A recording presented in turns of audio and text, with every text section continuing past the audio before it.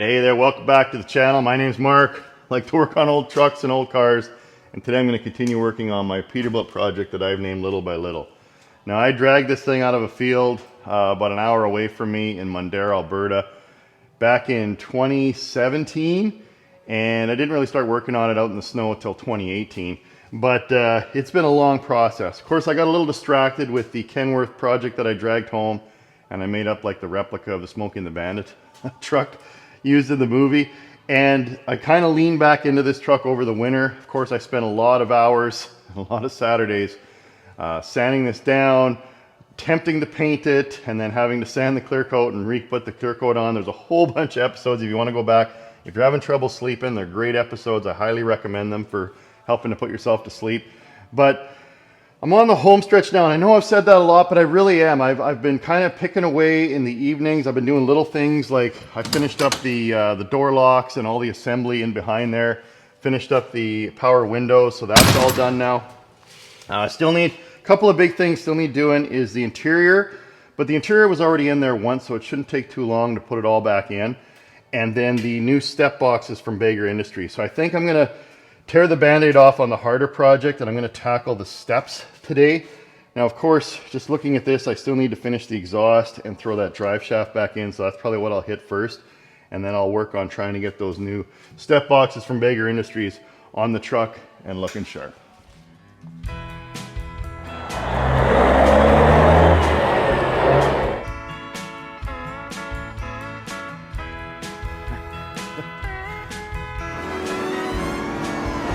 Amazing that 50 years later.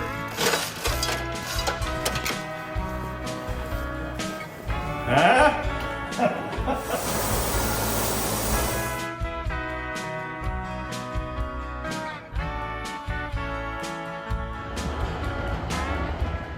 So I was trying to get the few little things done in the evenings here, like putting in the new door locks and hooking up all the linkage. So I'll let you watch that while I do this. All right, so I still needed new door locks or key locks. So I bought these off Amazon. It was a set of 4 for like 20 bucks, and it said compatible with a 359 Pete. So I'm like, okay, perfect. And I didn't bother checking. So this was the original one. Now it's no big deal because I can just cut the rod off. I don't know why they give you that much length, maybe different door thicknesses. So you can just cut it off where you need it. But then the other problem was there's these little edges right in here, and that's what the keeper goes through to hold it against the inside of the door. And the new one didn't have those notches in the right spot. So, because it needed to be right about there. So what I ended up doing was just grinding a little slot focus, grinding a little slot on both sides, and then we'll see if that works. All right. It's tricky to do this while holding the camera. Is that going to be right? No, that little notch has to be like that. Okay. Come on. Okay, now I can put the keeper on there. See how it fits in those slots I cut? So that holds it from coming back out, so you can't pull the lock out of the door. And like I say, I'll just hack that off. So now that's in the unlock position. So as I work the handle, it takes this rod that's connected up into here and releases the latch from the door pin. So that's in the open position. So when I move it, it actually moves the rod up. Now if I turn the key, it swings that over. And now you can work the handle, but it ain't unlocking the door. And if I go the other way, oh. Perfect. So like I said, now I just need to hack that off there and call that done. Mint. All right, so after a lot of playing around here, I think I finally got this set up. So this is the door lock, obviously. And then there's a rod, you can see it, this rod here connects this guy to the handle over there, or the latch, which connects that linkage there. Now, let's see if the window goes up and down. Oh man, power windows in a 79 Pete. Oh, I'll take it. Done. Let's try the other side. Oh, look at that. That is gold. That took a lot of playing around to get that done. Oh, but I'm really happy about that. So I guess now I can put the top cap on. I still gotta put the door panel on. Yeah, there's still lots that needs doing, but I'm glad that's done. All right, so I'm just thinking this through. I got the drive shaft in there and all greased up, so that's good to go. But now I think I might hold off on putting the exhaust back in place until I get the new brackets, the step box brackets put in. So unfortunately the holes aren't the same. I think these might be 379 brackets that Daryl sent me. So they mount to the frame up here like so. They're solid steel, so they're gonna mount like that. And I'll have to drill some larger holes and a new hole down there. And then once these are in place, then the stainless box just bolts into the 6 holes on the brackets. So what I might do is get it all mocked up, marked out, drill the holes, mount the brackets, then put the exhaust in, and then the last step will be to put the box in place. I think that should work. So these things have been shuffled around the shop for well over a year. They were actually a birthday present. My mom bought one and Mrs. TwinSticks bought me the other. So they're finally gonna go on the truck. I can't wait. So I don't believe there's a difference between them. I think they're identical. So either one could be the battery box because the tops just come off of there. So I guess I'll just grab that one and take it around to the other side of the truck. But as you can see, this style, as I was showing the bracket, it just bolts to the bracket. Whereas the one that's on the truck, the original 359 ones, the brackets or the L brackets are actually welded to the step box. That's why I couldn't reuse those. So when I take the step box off, it's just gonna have bare frame rail and I gotta put those new hangers on there. And as cool as the original steps are, I mean, look at the wear. Do you realize how many times you gotta go in and out of the truck to wear off diamond plate? I mean, they're old school cool, but they're too damn ugly for this truck now. So we're gonna put these new stainless ones on here. Wow, these things are stout.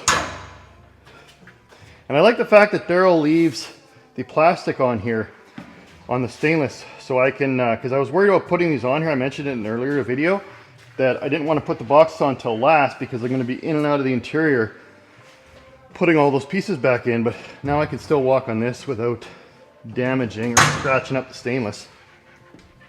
Okay, I can take the cover off. So I just got to mount the bottom piece. Oh, there's some sort of plate.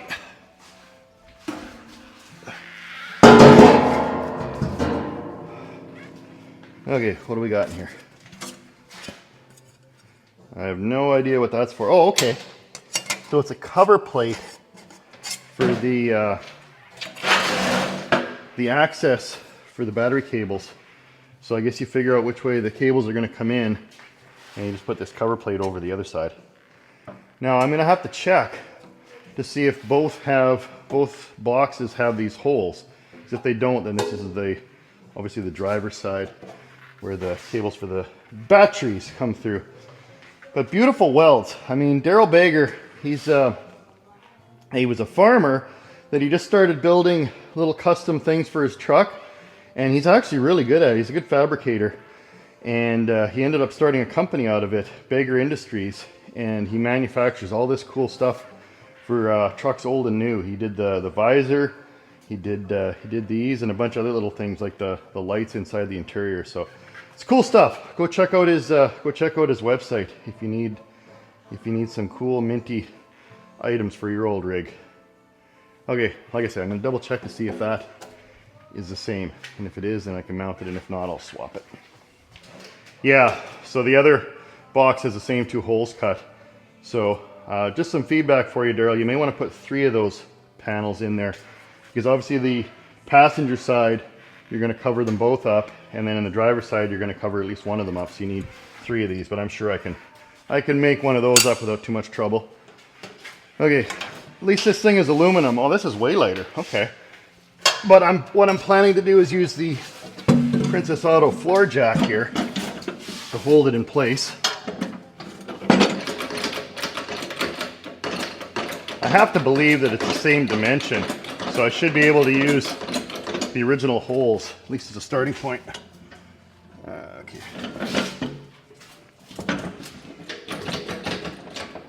Oh no, do I want them this high? No, the bracket.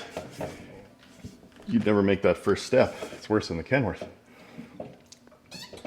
Yeah, it's gonna be something like that. Maybe even lower. Okay, where are the brackets? Wrong side.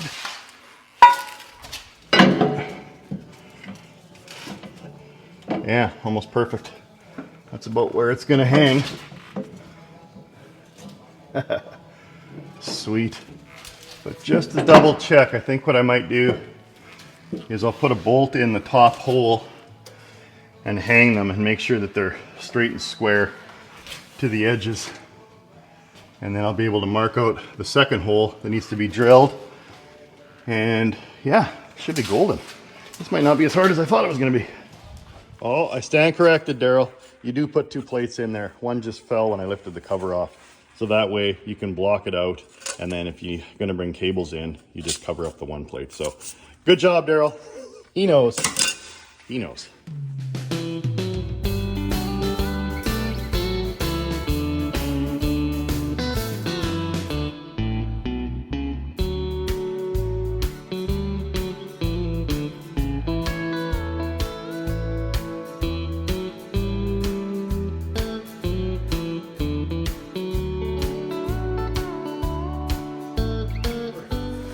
I'm glad Blake didn't ask for his drill back.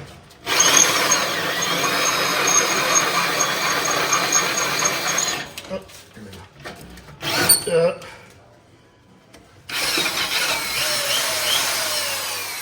Okay, 2 down, 2 to go. I got oil over it. Great. Okay, I can still kind of see where it was. Guess I could draw a center line and make sure that it's straight up and down. Yeah, that wasn't too bad. It's only a single frame up here. It's not double framed like at the back. So I don't have to go through 2 pieces of steel. Okay, so I'll mark those out. I'll drill a pilot hole and then, yeah, drill another, what is this, 5/8 hole. And I should be able to mount these things. Well, that's why the old adage is true. You measure twice and cut once. So I was just using the square here, and so now that I got a larger 5/8 hole there, this guy here should line right up with it, but it's not. It was a bit forward, and same with the back one. So I think what happened was, since this was a smaller hole and I had a smaller bolt in there, there was a bit of slop in the bracket. So it slung over a little bit like that, and that's how it was able to still accommodate the step, because the step, so I figured what I need to do is step back, no pun intended, and measure this. This is 31 inches. And then looking at the center line of the hole to the edge of the bracket, or the hanger, is 1 3/4. So that means I need 33 3/4 distance between the bolt holes, and I've only got like 32.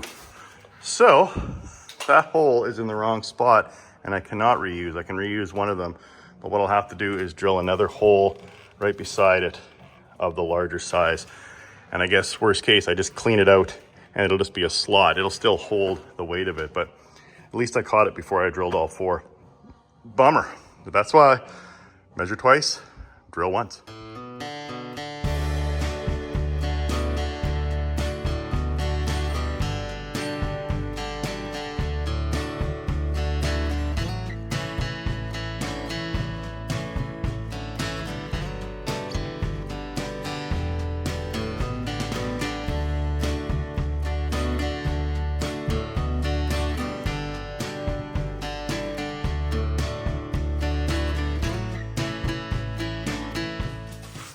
Well, that was fun.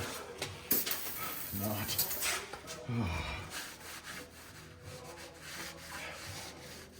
maybe the other side I might use the mag-based drill, because that is a bit of work trying to do it by hand. Okay, now I'm going to bolt those brackets into place and then see if I got 30 inches between them, but I should.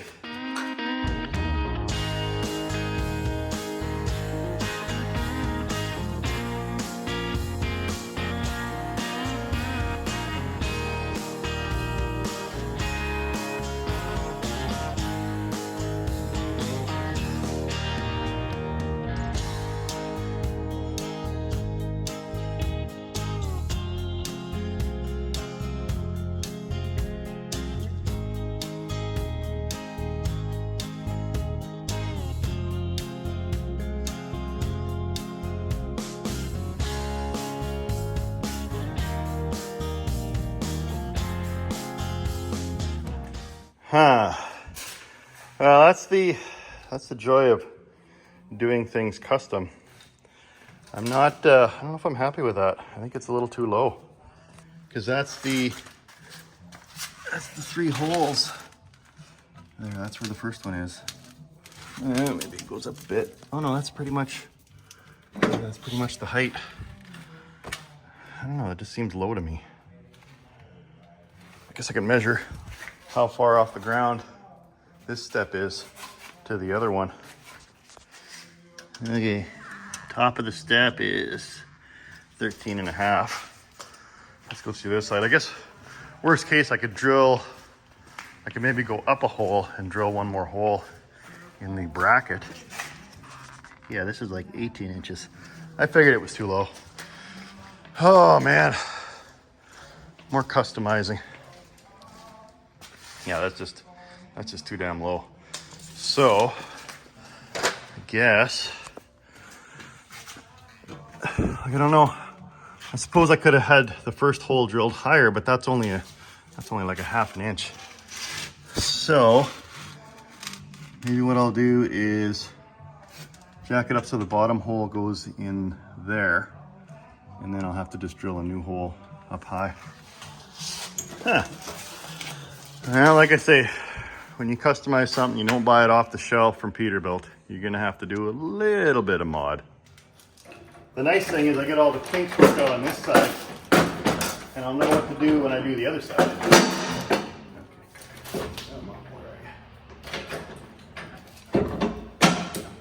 Side.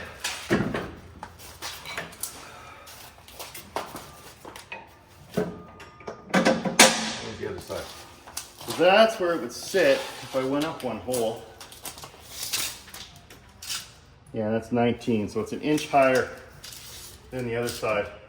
But I think that looks way better, because I still want to hang a mud flap, a cheap mud flap on there. Suppose I can put the bottom bolt in as well, and then maybe I can just leave it in situ and just drill a hole through the bracket, so I don't have to take these darn things off here.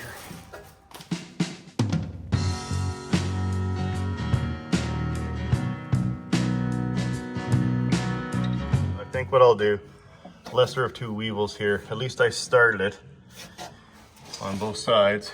So now what I'll do is take this out of here, drop the brackets, and I'll just drill them on the drill press. That'll be easier and cleaner.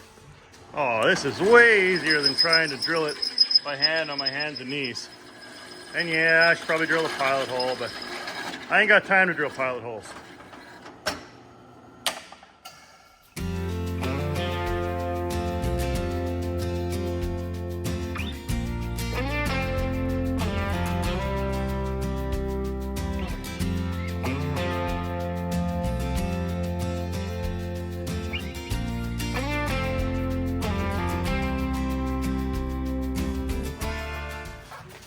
All right, home stretch on this side.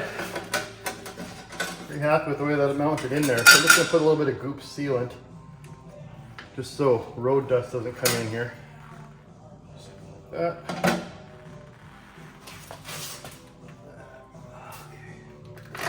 And then just some machine screws to hold it in place.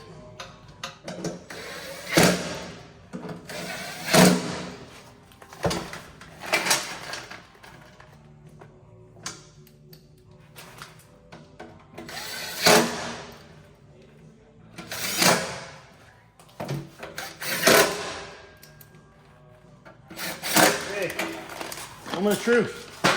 Put that cover on, see how it looks.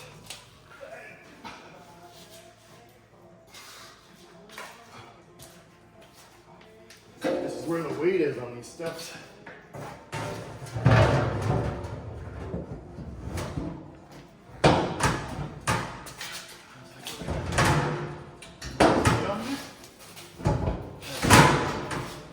Okay.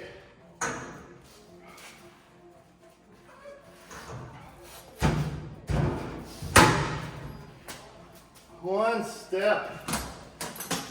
Oh, mint. All right. Oh, well, like I always say, what you do to one side, you got to do to the other. So now I'll take my learnings and go and try the harder side with the batteries. But that is cool. Very nice.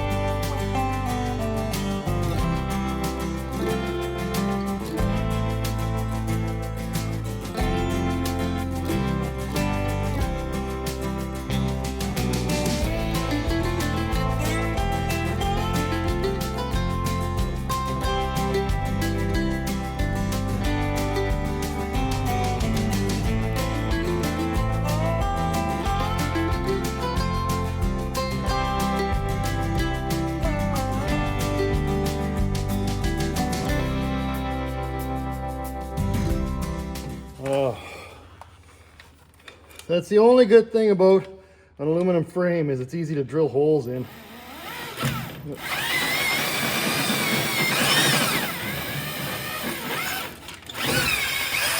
Okay, one more to go.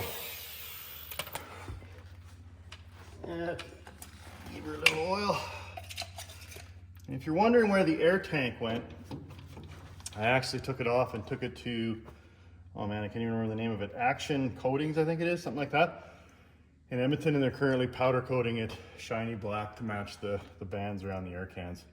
So unfortunately, I won't be able to start the truck up today because I don't have any air, and this is a air solenoid to shut it off. So you need a certain amount of air pressure to actually turn the engine off and close the fuel valve.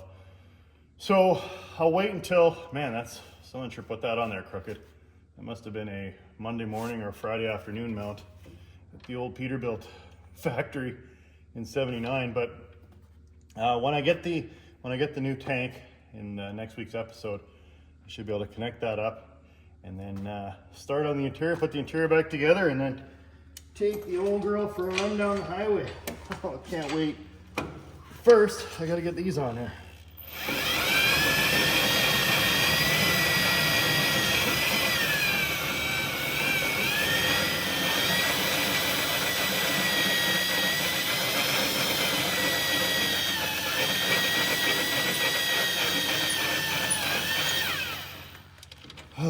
Oh, I knew there was a reason I was putting off mounting these step boxes. Oh, there we go. Okay, 4 holes hopefully drilled in the right spot.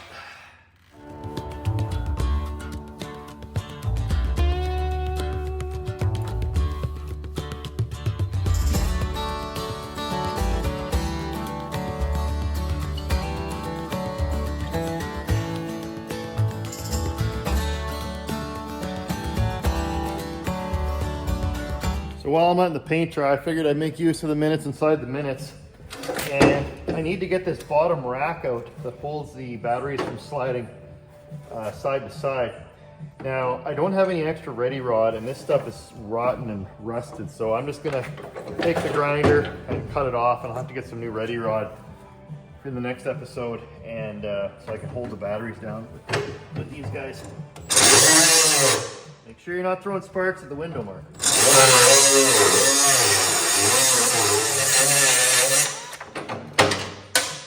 One down, 3 to go.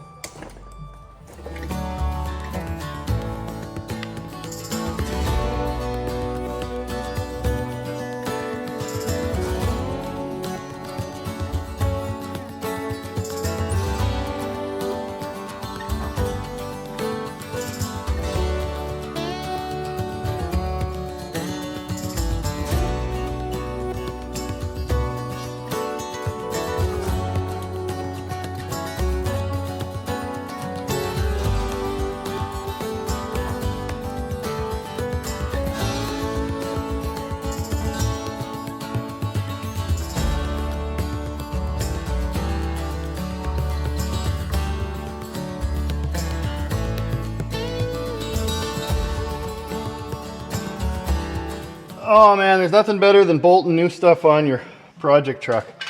But this side is proving to be a little more difficult than the other side was for a couple of reasons. I've got these brackets here for the air tank, the primary air tank, and then of course I'm also fighting the cables.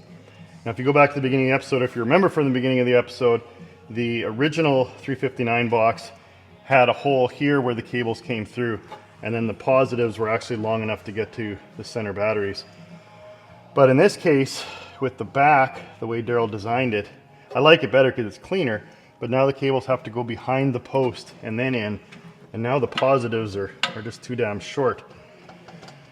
Now I am planning on putting in these cutoff switches, probably in the next episode because I'm getting kind of burnt.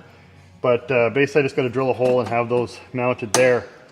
So again, as I mentioned in the beginning of the episode, it isolates the power from your batteries. So there's no drain, so it doesn't drain your batteries, and then it also prevents fires while it's sitting. Now normally I like to have these go through the negative instead of the positive, because otherwise you're sending all the amps through this guy to the starter, especially for cold starts, and it can fry these guys sometimes. So typically I like to do negative. But with the short positives, maybe I can just get those and mount the switches like here and here and get the cables to those. So I could try that. I'll noodle it over the week and figure out what I'm gonna do. But I'm gonna finish up bolting the last few bolts here, make sure they're all tight. And then, oh yeah, I still gotta tighten these ones up to the frame. But I'm pretty happy with the way that turned out. Thanks again to Daryl at Bager Industries for building me these. And thanks to my mom and my beautiful wife for buying them for me probably 2 years ago now. I finally got them on the truck. So with that, I'm going to wrap it up. Hope you enjoyed the episode. Maybe you learned something, maybe you didn't, but with that, I'll wrap it up there. And yeah, see you in the next one. And like I always say, don't ever forget, if you got it, truckers brought it.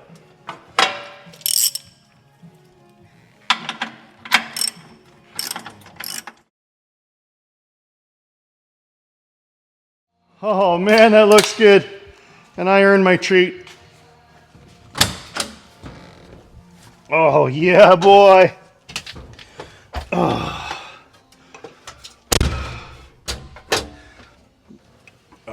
Oh. That was worth the effort. All right, TwinStick fans and viewers alike, I need your opinion. So, stainless boxes, I always talk about them on the hunt when you see them on trucks, and they don't have any sort of grip, because if you've got snow or wet boots and you step out of your truck, you're just going to go sliding right off of this and right down onto the ground. So typically folks put on grip tape. So I just bought a roll of this 4-inch grip tape. Reminds me of the old days in the 80s when I used to decorate my skateboards. But I could put that on like so on both steps, and that would be that would kind of complement the black and the black tank and the black frame. However, I did order these a while ago, and I'm still on the fence if I want to put them on there. So check that out. TwinStick Garage. Actually, Daryl Bager made these up for me, and they go just like that. So, question for the viewers: should I go with grip tape, or should I go with the TwinStick Garage? Because I've got 4 of them, so I could put one on each stair. So I could do that, or maybe blend of both. I could have the TwinStick Garage one down low and then the grip tape up top. So let me know what you think down in the comments. But yeah, that's pretty sweet. I'm digging it.